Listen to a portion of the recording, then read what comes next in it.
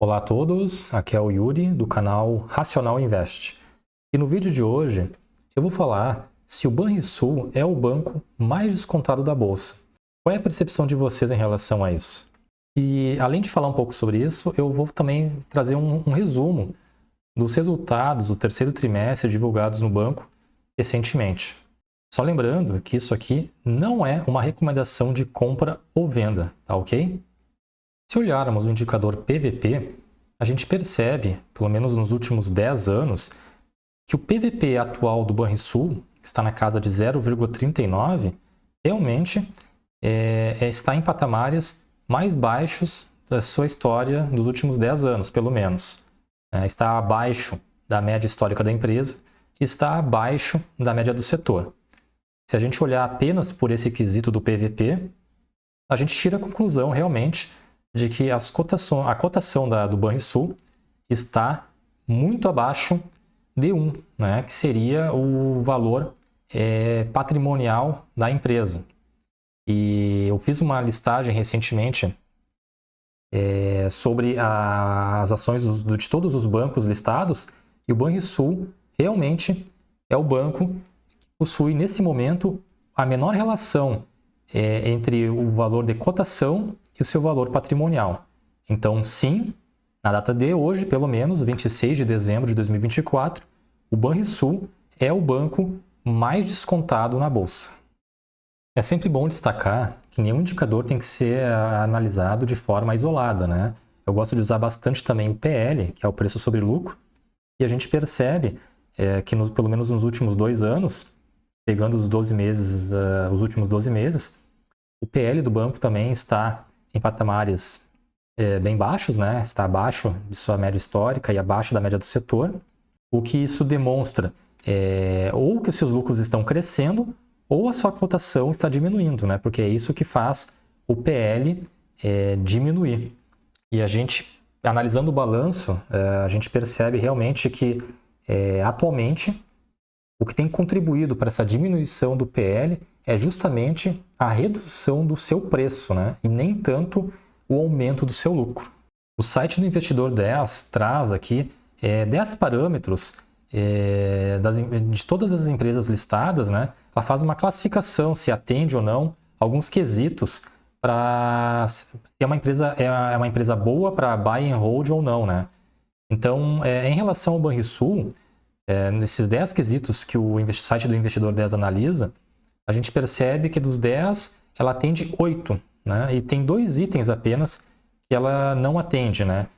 Ou seja, quais são eles, né? O ROI do Banrisul atualmente é inferior a 10%, e a empresa ela não apresentou crescimento de lucro nos últimos 5 anos. Mas isso não quer dizer que a empresa está dando prejuízo, tá, pessoal? É até importante destacar que aqui existe um quesito, que a empresa nunca deu prejuízo fiscal. Ou seja, nunca teve um ano, de janeiro a dezembro, em que o Banrisul tenha tido um prejuízo. Tá? Ela pode ter até tido um prejuízo em algum trimestre, mas pelo menos num ano fiscal, ela nunca teve. O que tem acontecido, principalmente nos últimos anos, é que o crescimento do seu lucro não vem se mantendo de forma constante, né? Ela tem gerado lucros, mas não lucros crescentes. Então, em um ano ela tem aumentado seu lucro, no ano seguinte ela tem tido um lucro um pouquinho menor que o anterior, depois no outro ano ela aumentou o lucro novamente, mas ela não tem tido um crescimento constante do seu lucro. Tá? Mas, para mim, o fator determinante é que a empresa nunca deu prejuízo, né? E assim, é raro encontrar uma empresa listada na bolsa que nunca tenha tido um ano fiscal de prejuízo. Para vocês terem uma ideia, até o Banco do Brasil, no ano de 2013, teve prejuízos, né? E enquanto que o Banrisul, até o presente momento, né, nunca fechou um ano no vermelho, né? Então, realmente é um fator, para mim, bastante importante essa questão de nunca ter dado um prejuízo num ano. E outro fator a destacar, né, que apesar da empresa não ter tido um crescimento dos seus lucros nos últimos 5 anos, ela tem tido um crescimento da sua receita.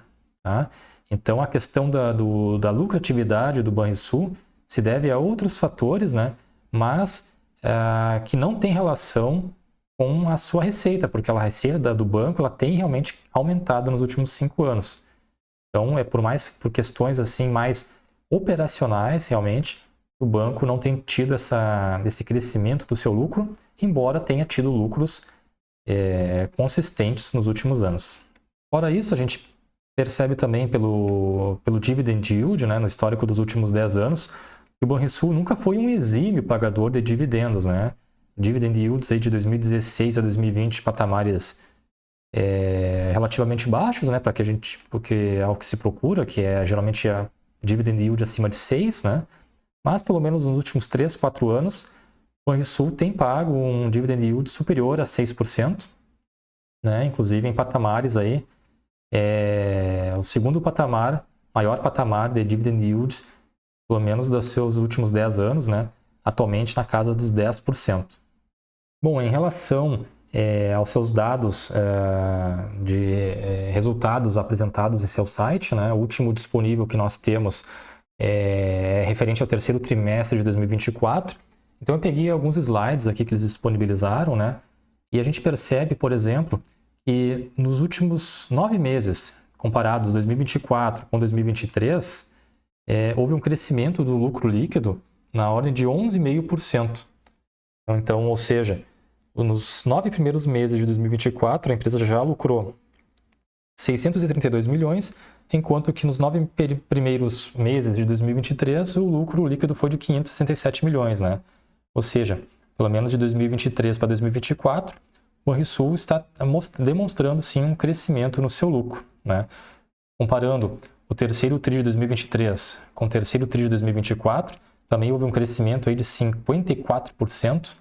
Aqui nesse destaque, né, a gente vê a questão do ROI da empresa, né? O Banrisul, ele não tem um ROI, pelo menos nos últimos trimestres, né, não tem tido um ROI superior a 10%, o que de certa forma, diverge, de certa forma, em relação aos seus pares, né? Normalmente os bancos têm um ROI superior a 10% e o Banrisul ele tem tido resultados inferiores a 10% nos últimos trimestres, né?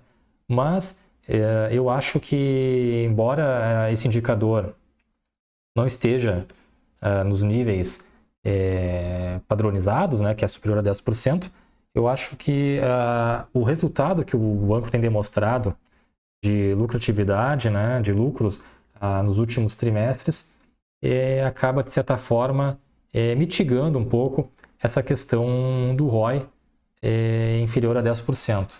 Aqui a carteira de crédito do banco, né, a gente percebe que em setembro de 2024 o saldo da carteira de crédito estava em 57,7 bilhões, um crescimento de 10% comparado a setembro de 2023, ou seja, está havendo um crescimento na sua carteira de crédito.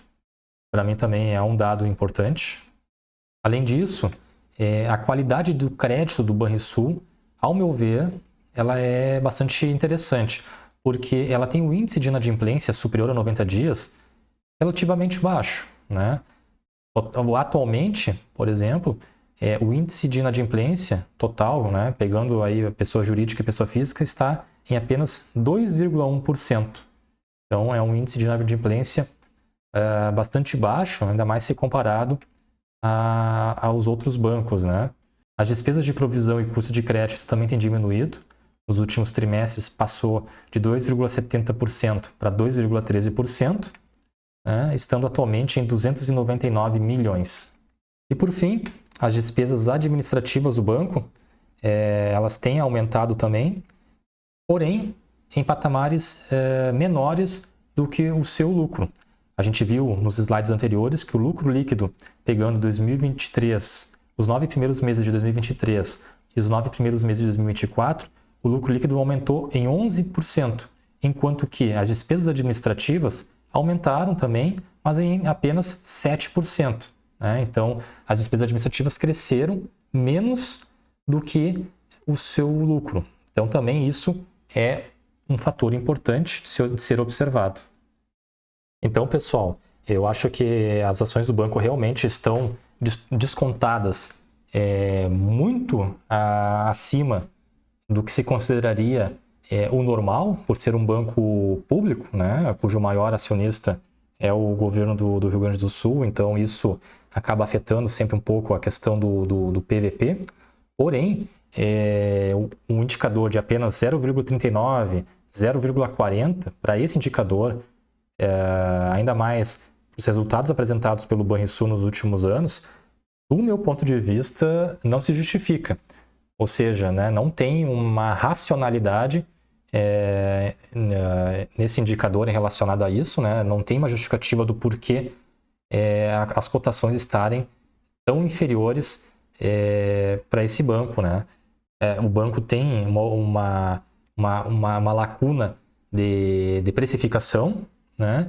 Então, existe, ao meu ver, uma grande oportunidade para que essa ação se valorize aí nos próximos trimestres, quem sabe alguns anos, né? Então, é uma ação que eu vou estar de olho também nos próximos meses, para quem sabe passar a compor a minha carteira, né? Porque realmente o preço, essa relação entre o preço de tela e o preço patrimonial do banco realmente é muito grande essa diferença, né? Então, realmente chama atenção esse indicador e vamos ver, né, como vai ser o desempenho do banco ao longo dos próximos trimestres para ver se o mercado acaba precificando melhor, né, esse ativo. E você, o que acha da atual precificação do Banrisul? Será que realmente é justificável os patamares de preços na casa dos R$10, como tem acontecido nesses últimos dias, né? O preço chegou incrivelmente a descer de R$10. Então, eu acredito que um preço, pelo menos, mais justo dessa ação seria na casa aí dos R$20, né? Ou seja, teria pelo menos 100% de upside, né? De possibilidade de valorização aí ao longo do tempo. E vamos ver, né? O que o mercado precifica nos próximos meses e também o que o banco apresenta de resultados para, de repente, reverter, né, essa situação. E se você ficou aqui, curte e compartilhe o vídeo, se inscreva no canal, ative o sininho de notificações. Um grande abraço a todos e até o próximo vídeo.